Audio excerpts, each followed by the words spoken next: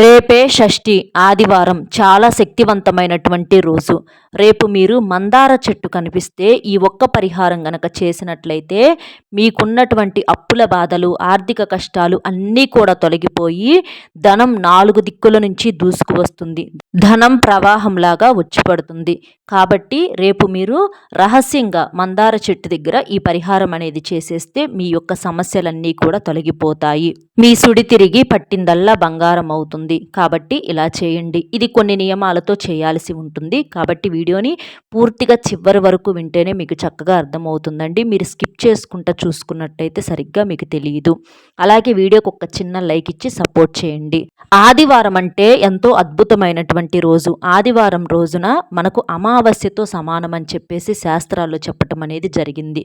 కాబట్టి ఇలాంటి రోజున మనం ఎలాంటి పరిహారాలు చేసుకున్నా కూడా మనకు అద్భుతంగా సిద్ధిస్తాయి. అందులో షష్ఠి కూడా కలిసి వచ్చింది కాబట్టి మనకు శక్తి అనేది రెట్టింపుగా ఉంటుందన్నమాట. అలాగే ఇక మందార చెట్టు అంటే మందార చెట్టు దేవతా వృక్షం అన్న విషయం అందరికీ తెలిసిందే. అంటే దేవతా వృక్షాలకు ఉన్నటువంటి శక్తుల కన్నా కూడా ఈ మందార చెట్టుకు ఇంకా శక్తులు అనేవి ఎక్కువగా ఉంటాయన్నమాట.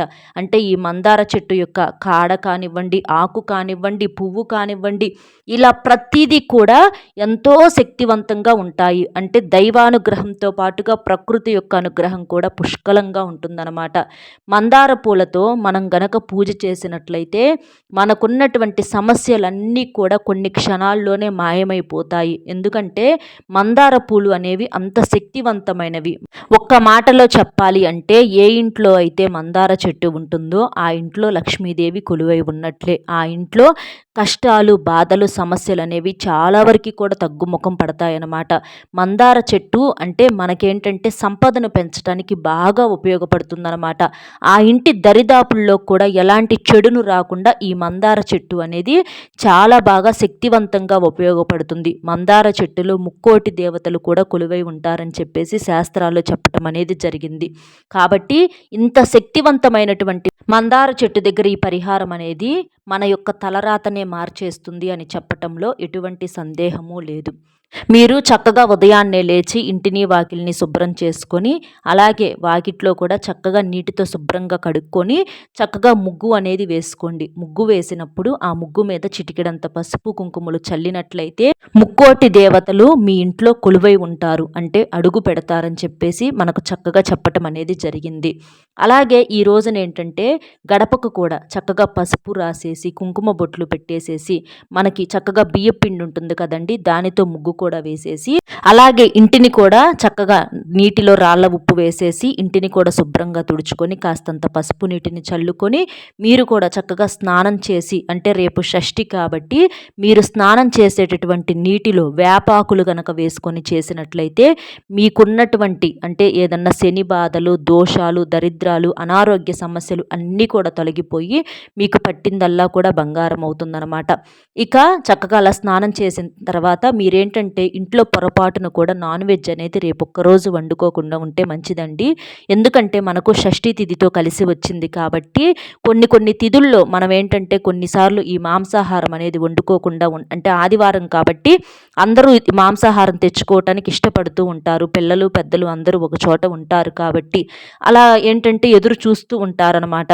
కాకపోతే ఏంటంటే మనకు షష్ఠితో కలిసి వచ్చింది కాబట్టి మనం చేసేటటువంటి పూజ కానివ్వండి, పరిహారం కానివ్వండి, అన్నీ ఆ దైవానికి అంకితమయ్యి మనకున్నటువంటి బాధలన్నీ కూడా తొలగిపోవాలి అనంటే కాస్త నియమాలతో చేసినప్పుడు మనం చేసిన దానికి మంచి ప్రతిఫలం దక్కుతుందని, మన సమస్యల నుంచి మనం బయటపడగలుగుతామని చెప్పేసి మనకు శాస్త్రాల్లో చెప్పటం అనేది జరిగింది. కాబట్టి రేపు మాంసాహారం అనేది తినకుండా ఉంటే మంచిది. అలాగే నలుపు రంగు బట్టలు అనేవి పొరపాటును కూడా ధరించకూడదు. ఇలాంటి నియమాలతో చక్కగా ఈ పరిహారం అనేది చేసేసుకోవాలి. అలాగే చక్కగా ఇంట్లో కూడా లక్ష్మీదేవి అంటే లక్ష్మీనారాయణల పటం ముందల మీరు దీపారాధన చేసి చక్కగా దీపం వెలిగించినట్లయితే మీకు చాలా చాలా మంచి జరుగుతుందండి.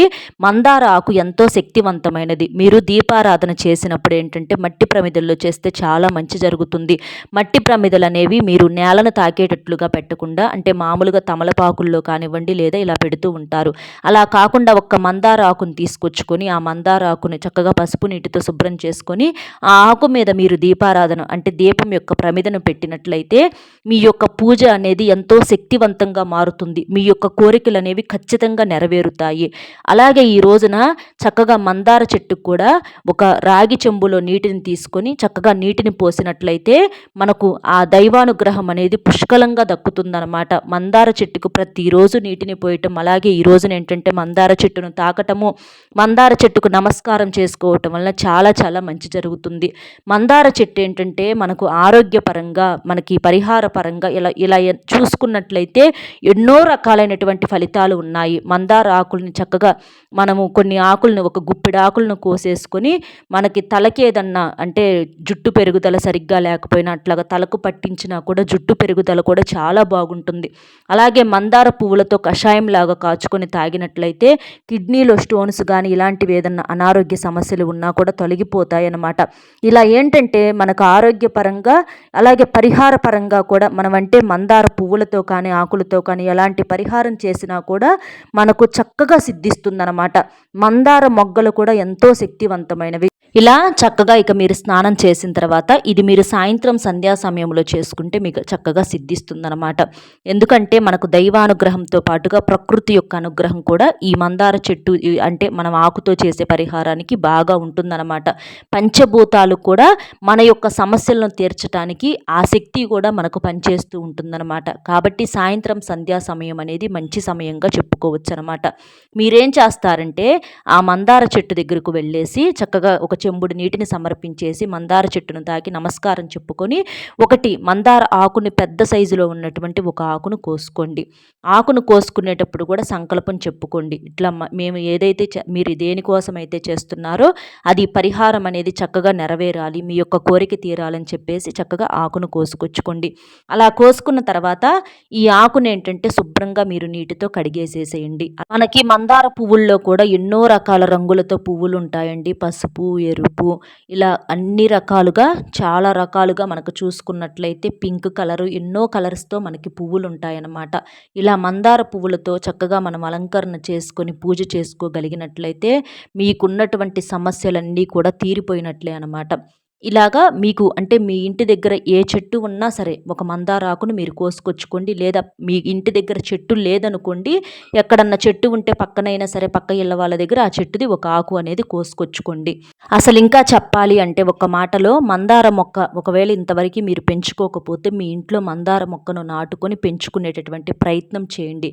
అలా చేస్తే ఏంటంటే ముక్కోటి దేవతలు మీ ఇంట్లో కొలువై ఉంటారనమాట. మీకున్నటువంటి దరిద్ర సమస్యలన్నీ కూడా తొలగిపోతాయి, అప్పులు తీరిపోతాయి, ఆర్థికంగా మంచిగా బలపడతారని చెప్పుకోవచ్చు అనమాట. ఇలాగా ఇక ఒక ఆకును తీసుకొని ఆ ఆకును నీటితో శుభ్రంగా కడిగేసేసి ఆ ఆకు మీద ఎటువంటి అంటే పాడైపోకుండా మంచిగా అంటే ఫ్రెష్గా నెగనెగలాడేటటువంటి ఒక ఆకును తీసుకొచ్చుకోండి. అలా తీసుకొచ్చుకున్న తర్వాత మీరేం చేస్తారంటే నీటితో కడిగేసిన తర్వాత ఆ ఆకు మీద మీకు మంచి అష్టగంధం అనేది ఉంటుందన్నమాట. అష్టగంధం మనం మామూలుగా పూజల్లో వాడుతూ ఉంటాం కదండి. ఆ గంధమైనా పర్వాలేదు, లేకపోతే ఇంకా అష్టగంధం అంటే ఇంకా శక్తి అనేది ఎక్కువగా ఉంటుంది, మంచి సువాసనతో కూడుకొని ఉంటుందన్నమాట. ఆ అష్టగంధాన్ని తీసుకొచ్చుకొని చక్కగా ఒక ప్లేట్లో కానీ గిన్నెలో కానీ వేసుకొని మీరేంటంటే కొంచెం నీటిని వేసి కలిపేసేసి ఒక పేస్ట్ లాగా చేసేసి మందారం ఆకు అనేది కాడ ఉంటుంది కదా, ఆ కాడను కూడా ఒక దాన్ని తీసుకొచ్చుకొని ఇక్కడ మనం వీడియోలో కూడా చూపిస్తామండి. ఆ కాడతో మీరేంటంటే ఆ మందార ఆకు మీద ఓం అని రాయాలన్నమాట. అలా ఓం అని రాసేసిన తర్వాత ఇలా ఓం అని ఎందుకు రాయాలి అనంటే ఓం అనే మాట ఎంతో శక్తివంతమైనటువంటి మాట అండి. ఓంకారం అనేది మనం పలికినా కూడా మన ఒంట్లో ఉన్నటువంటి ఎన్నో రకాలైనటువంటి అంటే సమస్యలు, అనారోగ్య సమస్యలు, దోషాలు అన్నీ కూడా తొలగిపోతాయి. ఓం అనేటటువంటి పదం ఎంతో శక్తివంతమైనది, ఎంతో పవిత్రమైనటువంటి పదం అన్నమాట.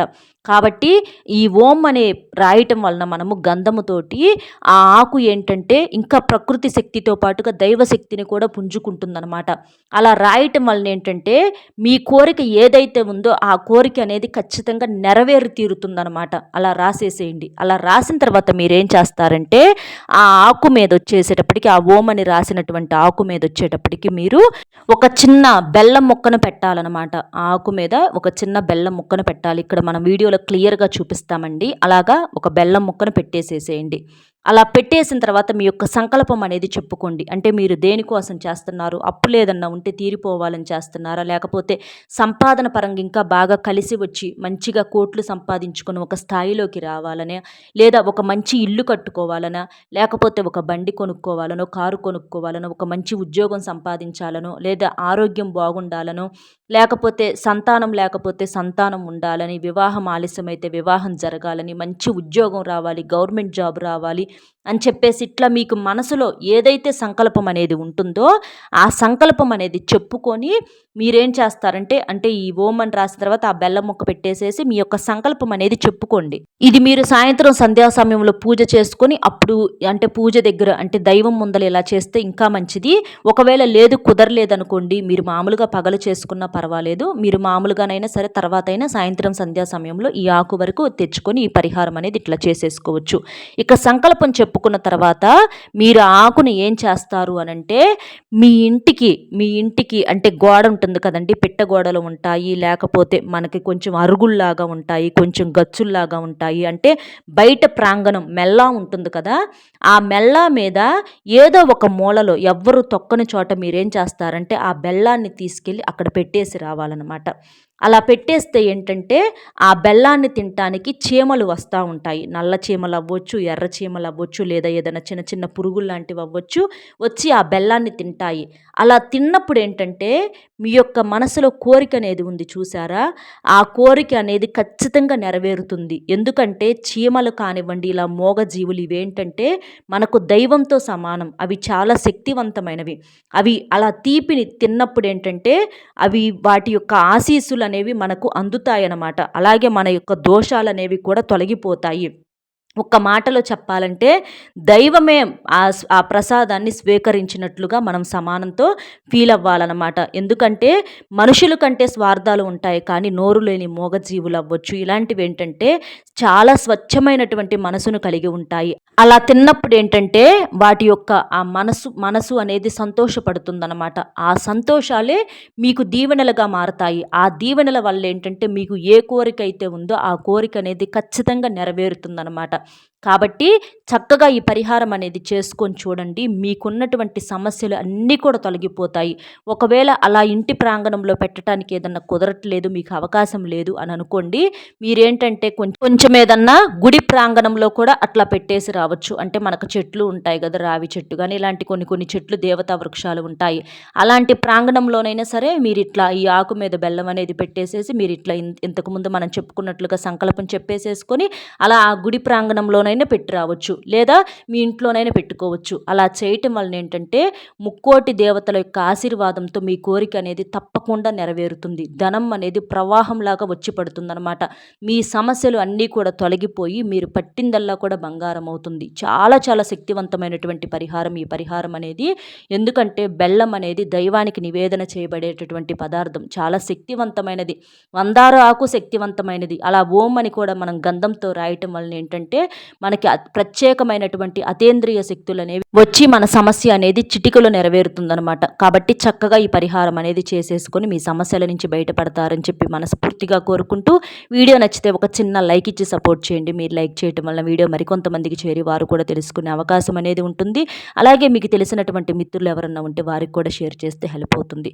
కాబట్టి ఒక లైక్ ఇచ్చి షేర్ చేసి మొట్టమొదటిసారిగా మన ఛానల్ చూస్తుంటే సబ్స్క్రైబ్ చేసుకొని పక్కనే ఉన్న ఆల్ అనే బెల్ని క్లిక్ చేస్తే నేను పెట్టే ప్రతి వీడియో కూడా ముందుగా మీకు నోటిఫికేషన్ రూపంలో చేరుతుంది. కామెంట్ బాక్స్లో వచ్చేటప్పటికి ఓం శ్రీ మాత్రే నమః అనేటటువంటి కామెంట్ని చేయటం వలన మీ మనోవాంఛ అనేది ఫలిస్తుందన్నమాట. కాబట్టి మరొక మంచి విశేషంతో మళ్ళీ కలుద్దాం. సర్వేజన సుఖినో భవంతు.